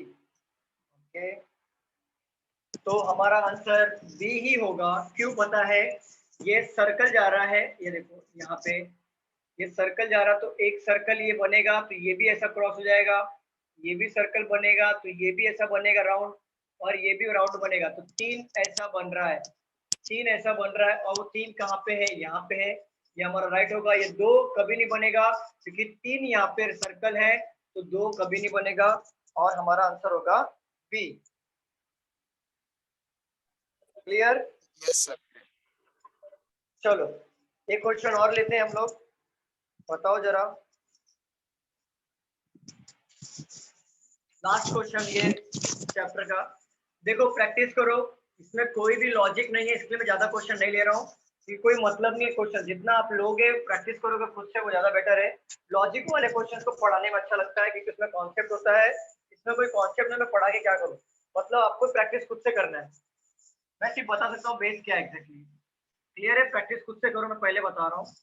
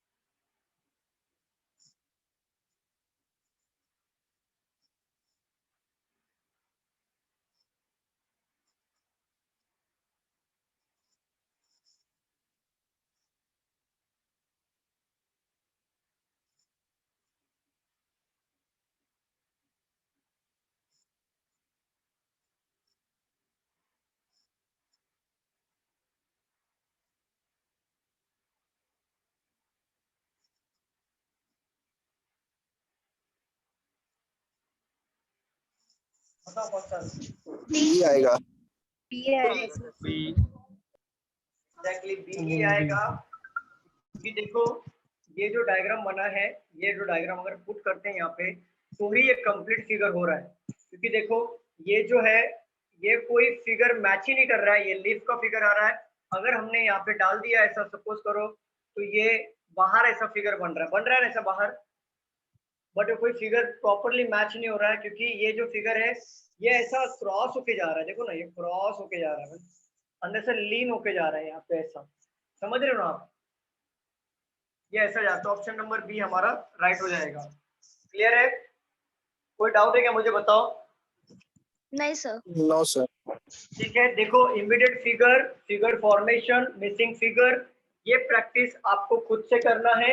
यही चीजें हैं, थोड़ा सा लेवल का फर्क हो सकता है कि हाई आ सकता है या कम आ सकता है, बट इसमें कॉन्सेप्ट यही है और इसमें कोई फिक्स कॉन्सेप्ट नहीं होता है कि मैं आपको बताऊं ये अलग से बाबा ये कॉन्सेप्ट है, ये रूल है, ऐसा कुछ भी नहीं है। कुछ कुछ टॉपिक एसएससी के ऐसे है ना, विदाउट रूल, बिन मतलब का डाल दिया गया है उसमें, तो आप वो खुद से प्रैक्टिस कर सकते हो। ठीक है, तो मुझे बताओ क्लास, कोई डाउट है क्या आज जितने भी क्वेश्चंस वगैरह लिए हमने? नो। नहीं सर। क्लियर है? और बोर्ड प्रॉपर विजिबल है ना? थोड़ा लाइट का इशू है, काला काला दिख रहा है, लेकिन थोड़ा सा संभाल के ले लो। देखिए बोर्ड विजिबल है ना, सबको दिख रहा था ना प्रॉपर? यस। ओके, चलो थैंक यू क्लास, अगले लेक्चर में मिलते हैं। किसी का एसएससी का एग्जाम है क्या, मुझे बताओ? 22। 22 स्नेहल, आपका क्या क्या पोर्शन हुआ है मुझे बता दोगे, क्या क्या हुआ है आपका? वेन डायग्राम बचा है शायद। वेन डायग्राम, वेन हाँ। डायग्राम तो हो गया मैम, सिलॉक्स के साथ ही ले लिया वेन डायग्राम। देखो तब क्या क्या शायद बचा है मैं नहीं। आपको बताता हूँ, एक मिनट रुको बताओ। ब्लड रिलेशन हुआ है, यस। ओके। सिलॉक्स हुआ है, हाँ। सिलॉक्स के साथ वेन डायग्राम भी सिखाया था साथ में, हुआ ओके, है, वो यूट्यूब पे देख लूंगी फिर। ओके। और डायरेक्शन हुआ है, हाँ। सीरीज हुआ है, यस। कोडिंग डिकोडिंग हुआ है, सभी हुआ है सर, सिर्फ सभी हो वेन गया? डायग्राम। हाँ। ओके, मिरर इमेज हुआ है, वाटर इमेज, हाँ। और डाइस हुआ है, हाँ। और इमीडिएट फिगर तो आज कंप्लीट हो गया, फिगर फॉर्मेशन भी आज कंप्लीट हो गया, statement and counting figure, assumption और कंक्लूजन आज ये भी कंप्लीट हुआ रहेगा आपका, असम्पशन हाँ एंड सर। कंक्लूजन। ठीक है, आपका क्या क्या बचा मैं आपको बताता हूँ। Counting paper figure, cutting, paper folding ये बचा हुआ है, कैलेंडर बचा है, प्लस काउंटिंग दी फिगर बचा हुआ है। बाकी आपका सब कुछ हो चुका है आई थिंक मेरे हिसाब से। और मिसिंग द मैथमेटिकल टर्म्स हुआ है क्या? मैथमेटिकल टर्म्स हुआ है क्या? मैथ के कुछ क्वेश्चन आते हैं रीजनिंग में एसएससी के, नहीं हुआ है? मतलब उसमें क्या आता है? मतलब ऐसा दिया रहेगा सर्कल, ऐसा कुछ भी दे सकते हैं, 5 सामने दे देगा 25 तो 6 तो क्वेश्चन मार्क क्या आना चाहिए, तो आपको चेक करना होता है या नहीं हुआ ये वाला। बता दो। चलो मिसिंग द टर्म्स आपको मैथमेटिकल ले लूंगा, तो मतलब 4 टॉपिक बाकी है, जिसमें से मैं नेक्स्ट लेक्चर कैलेंडर लूंगा, और paper cutting, paper folding, counting the figure को बाद में लूंगा, पेपर कटिंग, पेपर फोल्डिंग और मैथमेटिकल ऑपरेशन ये 2 ले लूंगा, बाद में हो जाएगा कवर। तो थोड़ा प्रैक्टिस करो। देखो ये सब फिक्स सिलेबस है, इसमें ना पैटर्न है, मतलब ये कॉन्सेप्ट वाले मैंने बताया, ये कॉन्सेप्ट है ब्लड रिलेशन, इसका प्रैक्टिस करो, सिलॉक्स करो, वेन डायग्राम करो, direction, series, coding decoding, mirror image, water image, clock image, dice और इमीडिएट फिगर, ये कोई कॉन्सेप्ट में नहीं है, ये अलग हटा दो। और स्टेटमेंट, असम्पशन और कंक्लूजन ये आपका रीडिंग पे पूरा बेस्ड है। मिसिंग द मैथमेटिकल ऑपरेशन ये कॉन्सेप्ट पे है, कैलेंडर कॉन्सेप्ट पे है, पेपर फोल्डिंग कटिंग कॉन्सेप्ट पे है, काउंटिंग द फिगर कॉन्सेप्ट पे, बाकी सब आपका हो गया, ऑलमोस्ट डन हो गया है। आप प्रैक्टिस कर सकते हो मैम और प्रिपरेशन करिए, ठीक है? हाँ सर। चलो thank you so much class, अगले लेक्चर में मिलते हैं, आप लोग थोड़ा प्रैक्टिस। चलो okay, thank you sir, bye. Thank you so much, thank you thank you thank you Jagannath, Hare Thank you, Krishna. Hare Krishna, sir. God bless. Same to you.